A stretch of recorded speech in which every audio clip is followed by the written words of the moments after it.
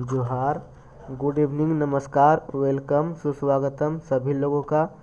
आप लोगों को बहुत बहुत स्वागत है इस सेशन में। चलिए आज मैं डिस्कस करने जा रहा हूँ क्लास 8 पेपर एनालिसिस टुडे का, जो हिंदी और अंग्रेजी सब्जेक्ट क्लास 8वीं का हिंदी का क्वेश्चन मैं अभी डिस्कस करने जा रहा हूँ। कितना आप लोग सही किए हैं कमेंट बॉक्स में कमेंट करके बताइएगा। चलिए शुरू करते हैं। टोटल नंबर क्वेश्चन था 50 क्वेश्चन था, 50 नंबर के था। देखिए यहाँ 50+50 लिखा हुआ, यानी कि 50 हिंदी 50 इंग्लिश। तो सबसे पहले अभी मैं हिंदी का कोई पेपर एनालिसिस करने जा रहा हूँ। चलिए आप लोग देखिएगा। देखिए क्लास 8 लिखा हुआ है हिंदी, क्वेश्चन नंबर 1 से 50 तक। खंड क में अपठित बोध दिया हुआ है। चलिए शुरू करते हैं। निर्देश: निम्नलिखित गद्यांश को ध्यानपूर्वक पढ़कर प्रश्न संख्या 1 से 5 तक के लिए सही विकल्प का चयन करें। देखिए, मनुष्य एक सामाजिक प्राणी है, इसलिए वह एकता की कल्पना करता है। एकता मनुष्य के जीवन के लिए अनिवार्य है। परिवार को सुखी बनाने के लिए लोगों में एकता चाहिए। समाज को खुशहाल करने के लिए सभी जातियों, संप्रदायों और वर्गों में एकता चाहिए और देश को आज़ाद बनाए रखने के लिए देशवासियों में एकता चाहिए। इस प्रकार परिवार, समाज और देश को हर तरह से सुखी और भरा पूरा बनाए रखने के लिए सभी लोगों में एकता आवश्यक है। एकता ना होने पर जीवन के सभी अंग टूटकर बिखर जाते हैं। चलिए क्वेश्चन अब देखते हैं। 1 से 5 तक है, तो प्रश्न नंबर 1 सॉल्व करता हूँ। मनुष्य कैसा प्राणी है? तो मनुष्य एक सामाजिक प्राणी है। नेक्स्ट देखिए, मनुष्य जीवन के लिए क्या अनिवार्य है? परिवार, एकता, समाज, संप्रदाय। तो गद्यांश में देखिए, मनुष्य जीवन के लिए एकता अनिवार्य है।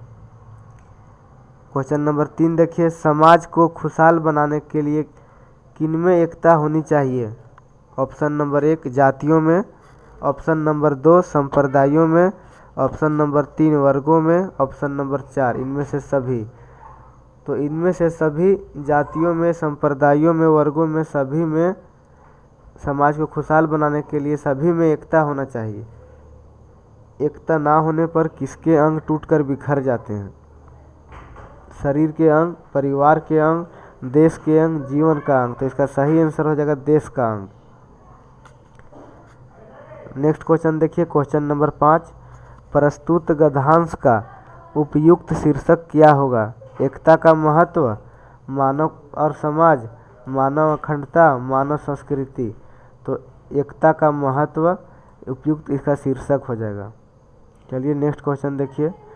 निर्देश: निम्नलिखित काव्यांश को ध्यानपूर्वक पढ़कर प्रश्न संख्या 6 से क्वेश्चन नंबर 6 to 10 यानी 6 से 10 तक के सही विकल्प का चयन करें। चलिए देखिए, पढ़ते हैं। एक पोएम दिया हुआ है। मौसम आज पतंगों का है, नभ में राज पतंगों का है। मौसम आज पतंगों का है, नभ में राज पतंगों का है। इंद्रधनुष के रंगों का है, मौसम नई उमंगों का है। इंद्रधनुष के रंगों का है, मौसम नई उमंगों का है। निकले सबले डोर पतंगे, उड़ा रहे कर शोर पतंगे। निकले सबले डोर पतंगे, उड़ा रहे कर शोर पतंगे। देखो चारों ओर पतंगे। क्वेश्चन नंबर 6 से लेके 10 नंबर तक इस पोएम से करना है। चलिए देखते हैं। कौन सा मौसम आया है? बसंत का, शिशिर का, शरद का, पतंगों का। तो पतंगों का। आकाश में किन रंगों का पतंग है? हरा, लाल, पीला, इंद्रधनुषी रंग। इंद्रधनुषी रंग। पतंगों का राज कहाँ है? नभ में, धरती में, मैदान में, दुकानों में। तो नभ में। ये मेरा करेक्ट आंसर हो जाएगा। पतंगे किस ओर है? पूरब, पश्चिम, दक्षिण, चारों ओर। तो चारों ore is A correct answer. प्रस्तुत काव्यांश का उपयुक्त शीर्षक क्या होगा? इंद्रधनुष के रंग, सुहाना मौसम, पतंगों का मौसम, रंगों का त्योहार। पतंगों का मौसम सही उत्तर मेरा हो जाएगा। खंड क खत्म हो गया। खंड ख, व्याकरण एवं रचना। व्याकरण। चलिए देखते हैं। प्रश्न संख्या 11 से 25 तक के लिए सही विकल्प का चयन करें। पराजय शब्द में कौन सा उपसर्ग है? पराजय शब्द में कौन सा उपसर्ग है? तो परा। पराजय शब्द में परा मेरा उपसर्ग है। इक। इक प्रत्यय से बना शब्द क्या है? इक प्रत्यय से बना शब्द ऐतिहासिक है। उल्लेख शब्द का संधि विच्छेद क्या होगा? उल्लेख। उ जोड़ लेख, उत जोड़ लेख, उच जोड़ लेख, उल जोड़ लेख, तो हो जाएगा इसका उत जोड़ लेख सही उत्तर।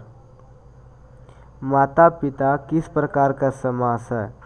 माता पिता किस प्रकार के समास है? ऑप्शन दिया है अव्ययी भाव समास, तत्पुरुष समास, कर्मधारय समास, दवंद समास। तो इसका समास विग्रह हो जाएगा माता और पिता, यह दवंद समास हो जाएगा। और जो लगता है तो अगर आप समास पढ़े हैं तो समास के कितने भेद होते हैं कमेंट बॉक्स में कमेंट करें। और दिन रात कौन समास है कमेंट करके बताएं। गायक का स्त्रीलिंग रूप क्या होगा? गायक का स्त्रीलिंग रूप क्या होगा? गायिका, गायकी, गायकी, गीतकार, तो गायक का स्त्रीलिंग गायिका हो जाएगा। निम्न में कौन बहुवचन है? केला, कपड़ा, बच्चे, गमला, तो बच्चे बहुवचन है। सही वर्तनी क्या है? धर्म, धर्म, धर्म, धर्म, धर्म सही वर्तनी है। शीश शब्द का तत्भव रूप क्या होगा? शरीर, शेष, शीशा, सिर, सिर मेरा सही उत्तर हो जाएगा। निम्न में कौन संख्यावाचक विशेषण है? मीठा फल, तीसरी मंजिल, सुगंधित फूल, थोड़ी सब्जी, तो तीसरी मंजिल संख्यावाचक विशेषण हो जाएगा सही उत्तर। नेक्स्ट देखिए, जी तोड़ मेहनत करना मुहावरे का सही अर्थ क्या है? अथक परिश्रम करना, घबरा जाना, हार मानना, प्रतिष्ठा बढ़ाना। तो जी तोड़ मेहनत करना, अथक परिश्रम करना मुहावरे का अर्थ है। अगर आप जानते हैं 9, 2, 11 होना तो इसका अर्थ कमेंट बॉक्स में कमेंट करके बताएं। संतोष का विलोम शब्द क्या है? 21 नंबर क्वेश्चन देखिए, संतोष का विलोम शब्द क्या है? संतोषी, असंतोष, संयम, संक्षिप्त, तो संतोष का विलोम शब्द असंतोष है। असंतोष मेरा सही उत्तर हो जाएगा। निम्न में व्यंजन वर्ण कौन से हैं? अगर आप वर्ण पढ़ें तो वर्ण के कितने प्रकार होते हैं और स्वर वर्ण और व्यंजन वर्ण में कौन कौन से वर्ण आते हैं प्लीज़ कमेंट बॉक्स में कमेंट करें। निम्न में से व्यंजन वर्ण कौन कौन है? तो देखिए इसमें मात्र जो म है वो व्यंजन वर्ण का एग्जाम्पल दिया हुआ है। कक्षा में प्रथम आने पर अपने पिता को लिखे गए पत्र के रिक्त स्थान को सही विकल्प द्वारा भरें। आप 8 क्लास में है, आप समझिए 7 क्लास का रिजल्ट आ गया, आप फर्स्ट किए तो अपने फादर के पास एक आपका पत्र लिखना है, आवेदन लिखना है। चलिए, पूज्य पिताजी, यहाँ खाली स्थान, सादर प्रणाम जो भी होगा वो लिखा जाएगा यहाँ पे ऑप्शन के अनुसार। मैं यहाँ कुशल मंगल हूँ और आशा करता हूँ कि आप सभी कुशल होंगे। आज हमारे विद्यालय की वार्षिक परीक्षा का परिणाम घोषित हुआ। आपको यह जानकर हार्दिक, यहाँ खाली स्थान यहाँ क्या भराएगा होगी कि मैंने अपनी कक्षा में प्रथम स्थान प्राप्त किया है। यह आपके आशीर्वाद एवं कुशल मार्गदर्शन के कारण ही संभव हो पाया है। माताजी को प्रणाम तथा छोटे भाई का प्यार भरा, यहाँ खाली स्थान, आशीर्वाद। आपका प्रिय पुत्र लक्ष्य कुमार, दिनांक 24/2/2024। तो देखिए जो यहाँ सबसे शुरू वाला ऑप्शन है, यहाँ पूज्य पिताजी सादर प्रणाम यहाँ पे हो जाएगा। अब यहाँ पे देखिए हार्दिक प्रशंसा हो जाएगा यहाँ पे, और जो सबसे लास्ट में है वो आशीर्वाद हो जाएगा। छोटा भाई को प्यार भरा आशीर्वाद। नेक्स्ट देखिए, निम्नलिखित क्वेश्चन देखिए, ऑप्शन ए में सादर प्रणाम, नमस्ते, नमस्कार, अभिनंदन, तो सादर प्रणाम सही उत्तर। नेक्स्ट ऑप्शन खेद, प्रसन्नता, कुशलता, अप्रसन्नता, तो प्रसन्नता, रिजल्ट आया है तो खुश होंगे, प्रसन्न होंगे। निम्नलिखित गद्यांश को ध्यानपूर्वक पढ़कर खंड ग देखिए, खंड क और खंड ख खत्म हो गया, अब खंड ग शुरू करते हैं। निम्नलिखित गद्यांश को ध्यानपूर्वक पढ़कर प्रश्न संख्या 26 से 30 तक के लिए सही विकल्प का चयन करें। उसके मुंह पर तिरस्कार की हंसी फूट पड़ी। उसने कहा, तमाशा देखने नहीं दिखाने निकला हूँ, कुछ पैसे ले जाऊँगा तो माँ को पथ्य दूँगा। मुझे शरबत ना पिलाकर आपने मेरा खेल दिखाकर मुझे कुछ कुछ दे दिया होता तो मुझे अधिक प्रसन्नता होती। मैं आश्चर्य से उस 13-14 वर्ष के लड़के को देखने लगा। हाँ बाबूजी, मैं सच कहता हूँ, माँ जी बीमार है इसलिए मैं नहीं गया। कहाँ? जेल में। जब कुछ लोग खेल तमाशा देखते ही हैं तो मैं क्यों न तमाशा दिखाकर माँ की सेवा करूं और अपना पेट भरूं। क्वेश्चन नंबर 26 देखिए, प्रस्तुत गद्यांश किस पाठ से लिया गया है? अमरूद का पेड़, छोटा जादूगर, बस की यात्रा, गुरु शिष्य। अमरूद का पेड़ से। इसका सही उत्तर अमरूद का पेड़ हो जाएगा। आगे देखिए, क्वेश्चन नंबर 27, कौन पैसा कमाना चाहता है? लेखक की पत्नी, खिलौने वाला, छोटा जादूगर थे। लेखक ने लड़के की मदद कैसे की? शरबत पिला करके, मेला घुमा करके, खाना खिला करके, झूला में बैठा करके। तो शरबत पिला करके लड़के की मदद की। लड़का कितने वर्ष का था? 10-11 साल के, 11-12 साल के, 12-13, 13-14। तो ऑप्शन नंबर 4 यानी कि सही उत्तर हो जाएगा। लड़का पैसा कमाकर क्या करना चाहता था? घूमना चाहता था, मिठाई खाना चाहता था, माँ की सेवा करना चाहता था, नए कपड़े खरीदना चाहता था। तो माँ की सेवा करना चाहता था, ये सही उत्तर हो जाएगा इसका। सम्राट अशोक किस पर विजय पाना चाहते थे? मगध पर, अवध पर, बक्सर पर, कलिंग पर। तो कलिंग पर विजय पा करके वो बौद्ध धर्म अपना लिए थे सम्राट अशोक। नेक्स्ट क्वेश्चन देखिए, किस पाठ में दिव्यांग महिला के धैर्य, दृढ़ इच्छा शक्ति एवं सफलता के बारे में बताया गया है? बड़े भाई साहब, गुरु शिष्य, अपराजिता, बस की यात्रा। देखिए next question, question number 33, Hundru जलप्रपात किस नदी पर है? हुंड्रू का जलप्रपात किस नदी पर है? कोयल नदी, शंख नदी, मयूराक्षी नदी, स्वर्णरेखा नदी। सही उत्तर स्वर्णरेखा नदी हो जाएगा। हमारे आचरण पर किसका गुप्त प्रभाव पड़ता है? क्वेश्चन नंबर 34, संस्कार का, संगति का, कुल का, पढ़ाई का। तो कुल का। मारंग गोमके का क्या अर्थ है? महान पुरुष, विद्वान पुरुष, धार्मिक पुरुष, सामान्य पुरुष। तो महान पुरुष। नेक्स्ट क्वेश्चन देखिए, क्वेश्चन नंबर 36, महाराजा छत्रसाल कहाँ के राजा थे? तो बुंदेलखंड का, हैदराबाद का, उत्तराखंड का, रुहेलाखंड का। तो महाराजा छत्रसाल बुंदेलखंड के राजा थे। अमरूद का पेड़ अनंत क्यों काटा गया? अंधविश्वास के कारण, कीड़े लगने के कारण, फल नहीं लगने के कारण, मीठा नहीं होने के कारण। विद्यालय में बाल संसद के सभी मंत्रियों के कार्यों को देख रेख करने का काम किस मंत्री का होता है? आप लोग अगर डेली स्कूल जाते हैं तो अगर जो भी स्कूल में प्रधानमंत्री यानी पीएम है वो अपना कमेंट बॉक्स में अपना नाम लिखें और प्रधानमंत्री कब से कब तक अपना स्कूल के हैं। कोई अगर मॉनिटर है तो वो भी कमेंट करके लिखें कि मैं स्कूल का मॉनिटर हूँ। चलिए क्वेश्चन नंबर 38, प्रश्न संख्या 38 देखते हैं। विद्यालय में बाल संसद के सभी मंत्रियों के कार्यों को देख रेख का काम किस मंत्री का होता है? सफाई मंत्री, शिक्षा मंत्री, खेल मंत्री, प्रधानमंत्री। तो प्रधानमंत्री सही उत्तर हो जाएगा। आप स्कूल में किस पद पर हैं बाल संसद में, वो कमेंट करके कमेंट बॉक्स में बताएं। देखिए अगला निर्देश दिया गया, निम्नलिखित काव्यांश को ध्यानपूर्वक पढ़कर प्रश्न संख्या 39 से 43 तक के लिए सही विकल्प का चयन करें।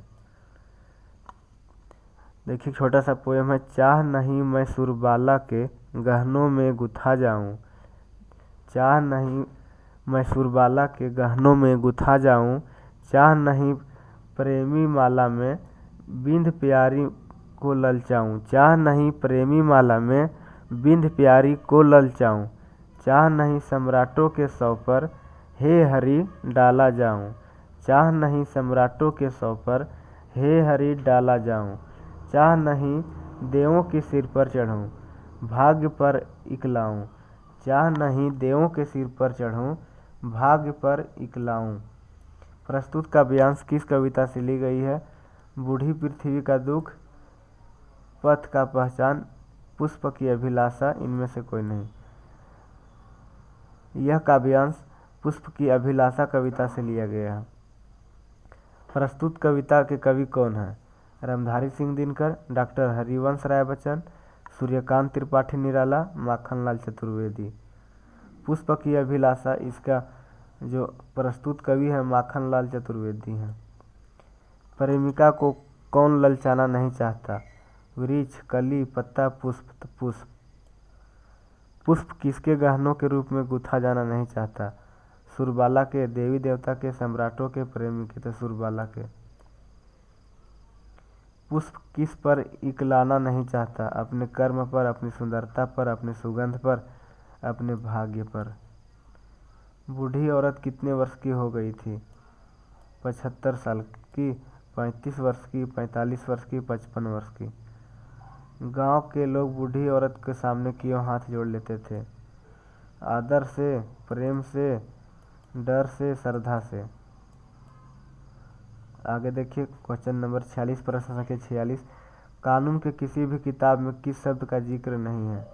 अपराध का, न्याय का, डायन का, अन्याय का। तो डायन का। भारत के आग्रह करने पर श्री राम ने उन्हें क्या दिया? भरत के आग्रह करने पर श्री राम ने उन्हें क्या दिया? सिंहासन, खड़ाऊं, मुकुट, धनुष बाण। खड़ाऊं। श्री राम को अयोध्या लौटने के लिए कौन कौन मनाने गए थे? भाई भरत, गुरु वशिष्ठ, राजा जनक, इनमें से सभी। भाई भरत सही उत्तर हो जाएगा। विकास के नाम पर प्रकृति के दोहन का चित्रण किस कविता में हुआ है? पेरवा, घाघ के कबूतर, पथ का पहचान, बूढ़ी पृथ्वी का दुख, पुष्प का अभिलाषा, पथ का की पहचान। लास्ट क्वेश्चन देखिए, बूढ़ी पृथ्वी के दुख का क्या कारण है? पेड़ों का कटना। बूढ़ी पृथ्वी के दुख का क्या कारण है? पेड़ों का कटना, नदियों की दूषित करना, पहाड़ों पर विस्फोट करना, इनमें से सभी। इनमें से सभी इसका सही आंसर हो जाएगा। आप लोग अगर आज परीक्षा दे के एग्ज़ाम से आए हैं तो आज मिला के बताइए कमेंट बॉक्स में कितना सही हुआ है और कितना गलत किए हैं। गलत किए हैं तो कोई टेंशन नहीं है, इसमें नेगेटिव मार्क्स नहीं है। बस आप खाली एग्ज़ाम में बैठ गए हैं तो प्रमोटेड हो जाएंगे और 9th क्लास में चल जाएंगे।